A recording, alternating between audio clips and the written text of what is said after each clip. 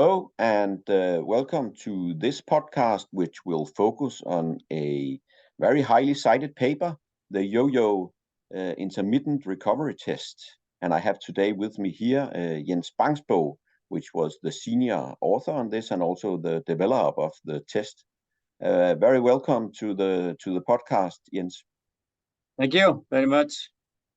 And here on the first figures, we see, so to say, the protocol, and also what I think is very important for this, the correlation to performance in match play. So to say, the ecological validity of the test, which is much higher, and of course some seasonal variation. As I understand it, the open and the closed dots are from the same player with two different matches. Yeah, that's right. That's right. And of course, there's some variation when you investigate real matches, but I can say we actually observe pretty much similar to this. So it's always nice when people can reproduce your findings. So, but I guess that that was one of the aims by developing this test, to get a test that, so to say, had a higher ecological validity in terms of intermittent sports. Yes, for sure. And we're back in early 90s, last century, where I was in England, and the traditional shot rod test was used quite a lot. And I got stimulated to develop a test that was more related to the intermittent sports, and that was the way everything started. So we have two yo-yo intermittent test. One is called endurance test, and the other one is called the recovery test. And what we're discussing today is the recovery test. Yeah. The participants do not really see it as a recovery test, but it's the idea to test the ability to recover from intense exercise, which is essentially in many sports like basketball, like ice hockey, and in this case, we have focused on football. Yeah. So on the left side, you see the protocol, and the speed is increasing progressively during the test. And after each repetition of 2 times 20 meters, the participant has 10 seconds of rest, consisting of jogging 2 times 5 meters. And then he or she is ready for the next repetition. Yeah. Then we have a number of repetitions at each speed, but the speed is increased reasonably rapidly in order to get a bit of fatigue aspect to it. And at the time where the participant is not able to come back in time, that means not being able to maintain the speed, the participant get a warning, and next time he or she is not getting back, the test is ended. And there you have the test result, often determined as the total distance covered in the test, or it could be the level they are actually finishing at. Yeah. The test includes also this change of direction, which is essential in many of the intermittent sports, because after the first 20 meters, they have to turn and go in the other direction as such. I guess that's also why the speeds are lower, because there's an acceleration and a deceleration phase in this. Yeah, that's a significant part of that, and that's why you don't reach the speed you do in a football game when you do a 40-50 meter sprint. And also if you're in athletics where you can run faster.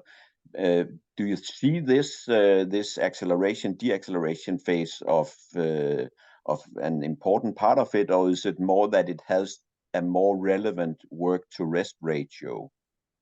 No, it's very important, because this is what they face if you play basketball or you play ice hockey. You stop and you go in the other direction. So that deceleration, acceleration are definitely components of any of these sports. So that's important. The other thing is, of course, the recovery time of 10 seconds here, because if you do see a marathon runner trying to do the test, they may complete corresponding to about 500 meters, but our soccer players, football players are covering 1,400 meters. So it's very clear that this type of exercise is very different from continuous running. Yeah, it's quite clear that it combines of course, the ability to have an aerobic power sufficient to recover and also to complete this, but then on top of that, the anaerobic part, which I think is very elegant, and which we also, when we see the responses, the physiological responses in the next, we'll see are quite demanding on this. Did you test different distances before? I mean, you settle on 20 meters forth and 20 meters back, so it's 40 meters of running with a directional shift, and then the jogging in between. Did you test, let's say, longer distances, shorter distances? No, not much. We actually have a test for children where they are running 15 meters instead of 20 meters and so on. So things can be adjusted. But basically, I looked at what were the distances that was covered in football, and most distances with high-speed running is about 20 meters up to 30 meters. So the 2 times 20 meters could represent those most significant type of actions in the game. Yeah. We have subsequently, inspired by this in part, developed a test for badminton, because there the movement distances are quite short, but that of course introduce much more change of direction, but also it's more difficult because the movement distances are very short, so it's a bit more complicated to develop this, so to say. And then I think that also one of the things why, of course, this has been picked up by so many citations is because there's a very comprehensive evaluation of the test we can see up there with blood samples and muscle biopsies to identify the physiological responses. And if we jump to the next page with slides, we can see that it taxes the maximal cardiovascular system. So you're saying there that if you don't have a high enough running speed, then you will fatigue before you reach your maximal aerobic or your maximal heart rate. Yeah, this is, I would say, an interesting part of this as well, that you, despite you're doing this intermittent work, that you reach the heart rate, indicating that you're taxing the aerobic system maximally when you are testing. Which is also a very easy way, because you can test 20, 30 players in 15 minutes, and then you have the maximum heart rate, which will take a couple of days if you're putting it on the treadmill to get the maximum heart rate as such. But so that's very clear that the aerobic system is highly stimulated, as you do see on the left side, the upper panel, where we have the heart rate, and it is actually the same as we saw when we did the treadmill running with these guys. So just a continuous test. Yeah, and that an incremental test on the treadmill, where we also measure the maximum oxygen uptake. The next one shows the blood lactate, and you do see significantly increases, a progressive increase, as you would expect, because you stimulate the anaerobic system more and more as the test is progressing, but you do reach rather high values at the end of the test. And as we usually see, the values are becoming a bit higher in the recovery, because there's still a significant release of lactate after the test as such, but high values indicating that glycolysis is highly stimulated during the testing. And that seems to be, so to say, progressively, whereas I found it quite interesting. And also I see that the potassium levels at the lowest panel C, they're very high at the end, and so to say have a leveling off after, you could say, the more submaximal part of the test, but then increases to very high levels. I mean, for blood potassium, I think we see lower values if you do a continuous maximal test. So that could indicate that you, so to say, activate the entire muscle. Yeah, that's what we see when we do the continuous type of test, like the incremental test on the treadmill, that you will have a progressive increase in potassium, and you don't reach those type of values, indicating that you are stimulating significant amount of muscle, but also it looks like that maybe it is the sodium potassium pump cannot any longer keep up with the release of potassium, which we do have when you're exercising intensely, and therefore you have such a marked increase in blood potassium or plasma potassium towards the end of the test. Yeah. And actually, that's also some of the things that we see that what indicates some of these players are, of course, and also this type of training, because I mean, it has also translated into doing these very short but intense repeated efforts in order to stimulate the sodium potassium pump. So I also think, but that may be an entire other story and a podcast we could do, that how that has developed into a framework for training in these types of sports, and that you have a very high stimulation of these subunits of the sodium potassium pumps, which it may not be a coincidence that we see these marked improvement in performance when we do what we call intensified training, when we do these short-term intense repeated exercises, but that's another theme. You're right, Lars. Yeah. And then you also in this one did the test retest, which is of course always is nice if you want to use this in order as a test to test the effect of a training intervention, or if you wanted to follow seasonal changes and so on. And you didn't do any familiarization aside of we saw in the previous slide that there was a warm-up where they did the first levels of the test. But that was sufficient because, I mean, you didn't see any difference between test 1 and 2. Of course, some variation, you have that in all tests. Yeah, and that's an important figure to have to understand the reproducibility of your test. So one need to do that when you develop a test. But as you said, it looks like you have a pretty good reproducibility, and it's quite easy for the participants to actually reproduce the performance. And in the first test, as you said, it was just the warming up to make sure that they conducted the tests in a proper way and a standardized way. So, but still you see a very close relationship between the two results. And I believe it's very closely related. This is also the experience we have to the type of test, because when you have the 10 seconds of rest towards the end of the test, every player or participant is somehow ready to perform because they have 10 seconds to prepare for the next repetition. So if they don't do it, it is because they cannot do it. There's a psychological element to that. Yeah. Compared to a shuttle run test where the traditional one where you do continuous running and say, maybe I'm a bit tired, maybe I'll stop here now, maybe today I don't feel like it. Next time you feel a little bit better. But in this case, it's very clear you can do one more or you cannot. And I think this is an essential part of this test, that you can actually reach the capacity of the player or the athlete. Of course, you can stop any test when you like, but that's my experience, that they actually go to the end. Yeah.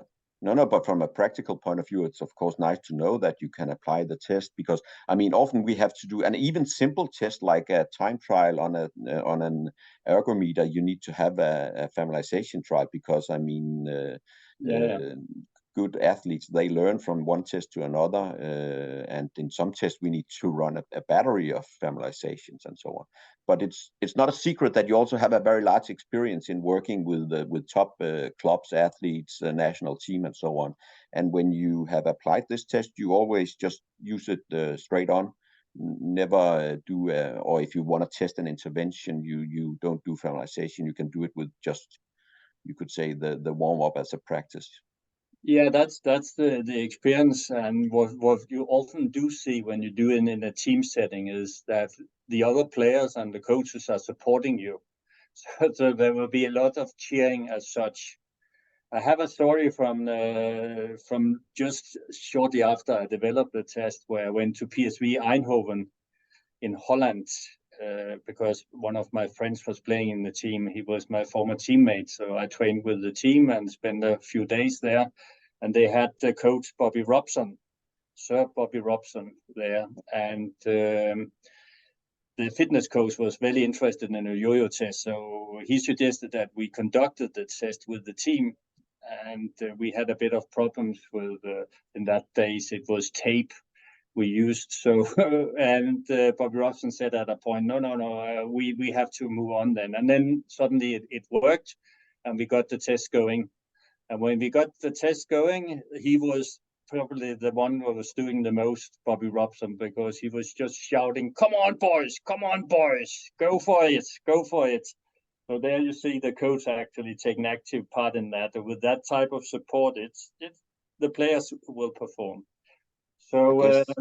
this is what you see in a team setting. The players that have left the test will support the players that are still doing the test. Yeah. And if we come to some of that issues with when you test an entire, is of course that you in figure 6 here also have tested different positions and so on. And you could say that, is this test more relevant for the midfield players, the fullbacks, the players who have a large or cover a large distance during matches, and then less for, you could say, some of the central defenders or Now, it's one interesting thing. No, it's irrelevant for all of them because football, in this case, is just football we are discussing, is a question about the ability to recover. This is so essential because the faster you recover, the more intense work you can do in a match, and that accounts for every player. Some of the players may not decide when they do intense work because there may be central defenders, depending what the opponent is doing. Or the attacker is doing, whereas a midfield player attacker may have a chance to do whatever he wants in the game, but it's relevant for all of them. And this figure on the right shows that there are differences in the performance of the different types of players. These are central defenders, fullbacks, midfield players, and attackers. And we do see, for at least for this team, it was the fullback that had the highest values, which we usually see together with the midfield players. But nowadays, we also see this in the teams where I've been working with recently, some of the attackers are actually doing as well as a fullback. Nowadays, the physical demands of these players are much higher than you saw when this study was done as such. So it is just to give an idea, and there's huge variation in a fullback. Some have reasonable values, where some has very, very high values. So there's significant variation. At the end of the day, you evaluate your results and you ask yourself what is needed for this specific player to develop. And you then test him again and see whether you have reached an improvement for the player. But we are looking very much into the individual responses nowadays. And how do you use this? Do you say, oh, the higher the better, or do you say, okay, if you reach a certain level, then you are well off, then it might be better to work on peak sprint? I mean, if you can endure the 2,500 meters or above that, then you would be good off. Or is there still the higher the better? Yeah, for all type of training for these players, a prioritization. So if they have reached a level where we can see during the game it's sufficient, not necessarily a certain level, but a sufficient level. And we know that from experience when we've been working with the players for some years. Then the priority will be on other aspects like technical aspects, but also on the physical aspect, like you say, the sprint, the power training, in order to improve the player's sprint ability, if that's an essential part of his game. Yeah, I was also thinking of, when I asked for this, about the differences between the players covering bigger distances and so on, was the applicability of the yo-yo 2 test, which is, so to say, even more intense, which increases faster, and therefore might, in my interpretation, rely more on anaerobic power and capacity rather than the aerobic. Yeah, and we use the intermittent recovery test level 2 with the top class players. Basically, the two tests have the same aim. The test 1 is for the less trained, and the level 2 are for the more trained. So you will see the same physiological response for the less trained with test number 1 compared to the test conducted, level 2 test conducted on the well-trained. We have a study later on where we compare the physiological response for the same participants for the 1 test and 2 tests. And there it's very clear that the anaerobic component is much less in the level 1 test, of course, compared to the level 2 test, because the level 2 test have much higher speed and increase more rapidly. So, but we have a comparison between the physiological response, and there you're right, Lars. Of course, there are marked differences in the response with the two tests. I remember that I did a study with Magni Moore, which is also on this one and on one of the other papers and podcasts that we have, where you also are a co-author. But I thought that I would have you on this talk and Magni on the other one.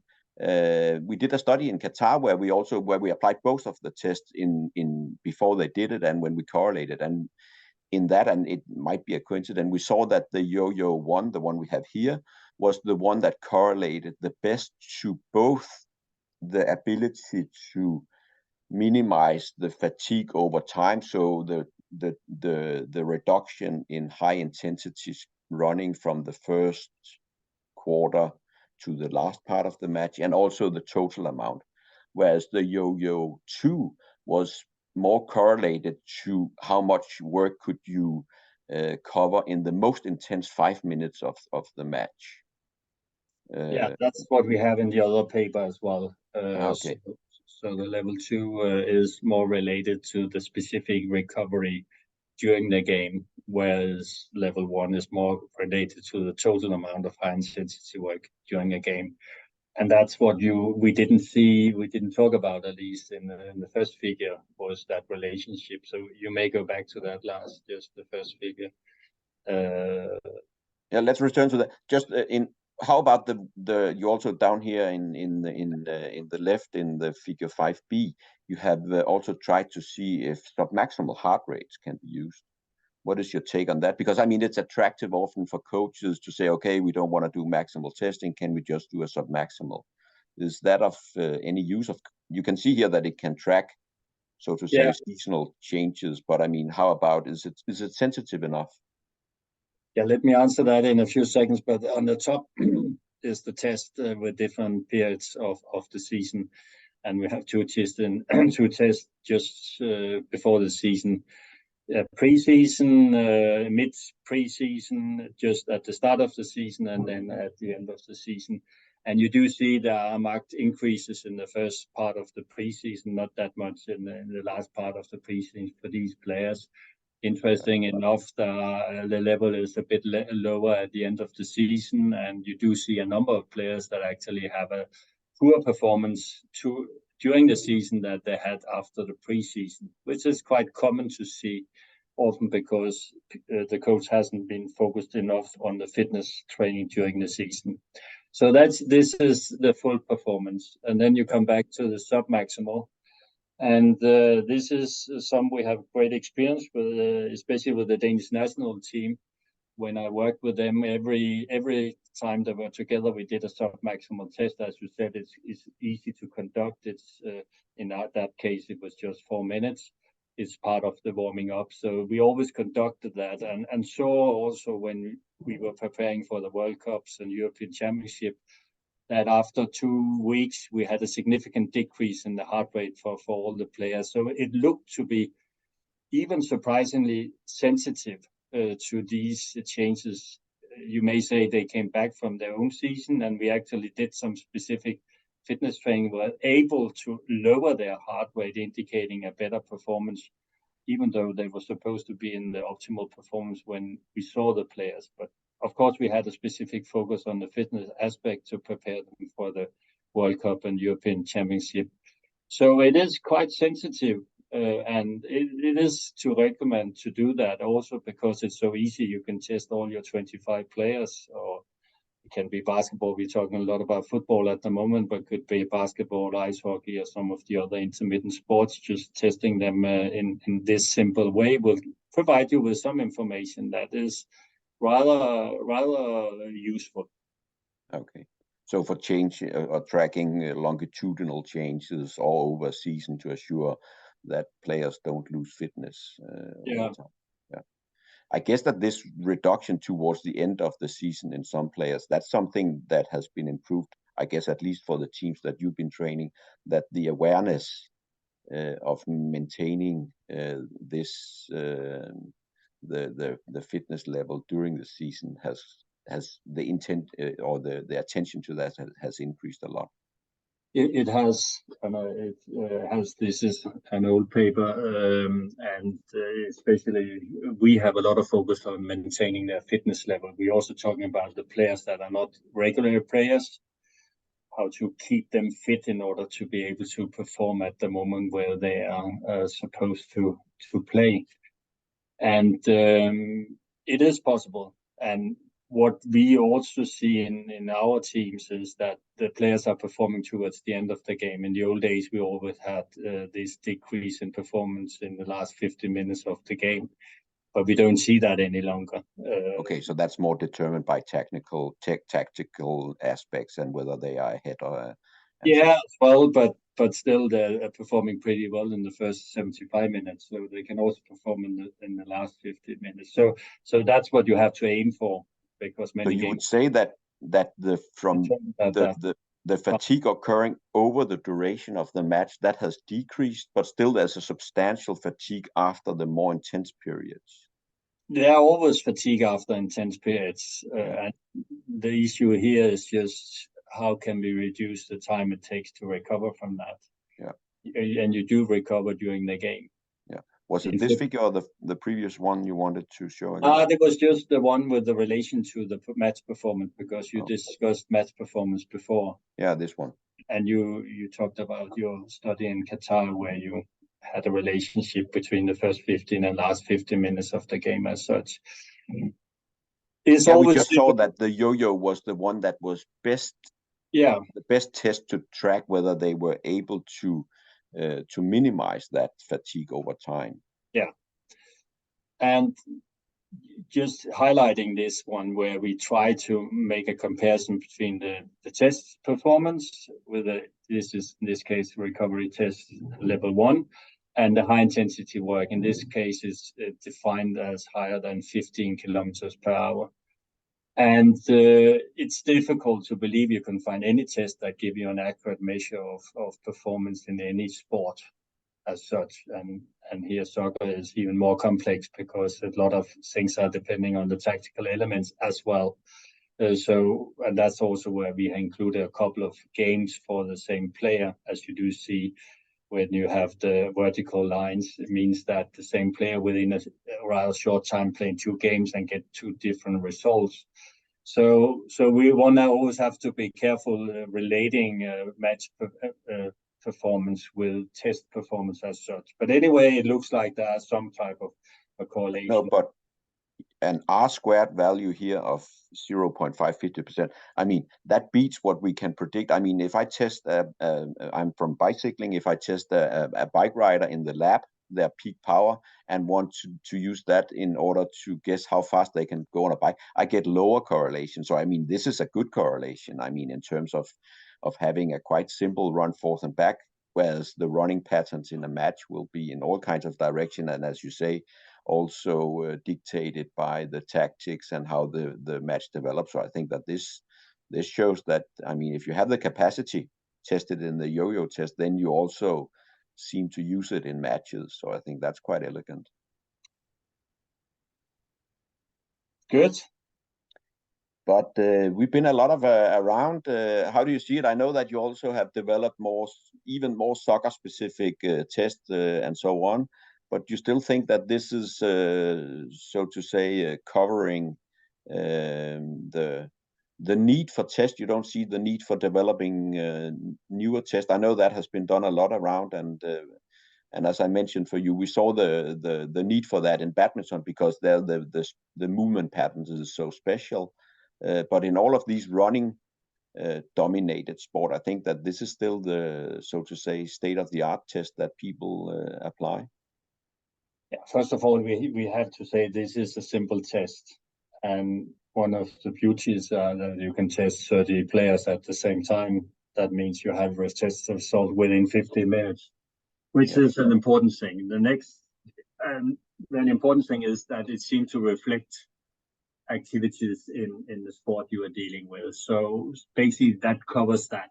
Of course, there are other aspects of a game like sprinting, like maximal power and so on. Then you need other types of tests.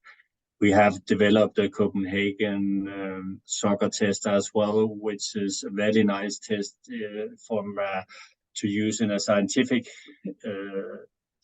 way, because there you also have the endurance aspect. You have components that you do not have in a yo-yo test, but it's much too complicated in practice to use that. So I think this test can definitely provide the coach with important information, and this is what we have been seeing, and that's why it's the most used test as such. But I believe it's also important that we have this scientific background to support the value of the test. Indeed, and I think that in this series of high performance papers, we have gotten a little around and have been more enlightened, and I think it's not a coincidence that it picked up so many citations, both because the test is, as you say, simple, but yet very applicable and of relevance, high relevance. And in this paper, you did very comprehensive work in order to establish the simple things such as the reproducibility, but also more advanced and I know very time-consuming analysis of the physiological responses, the biopsies, and also the correlation to match performance, which in those days were a very large task to analyze, as we have talked about in the paper with Magni, taking a lot of time just to analyze one player. Yes, good. But many thanks for your participation, and it was nice discussing this high performance paper with you, Jens. Thank you, Lars.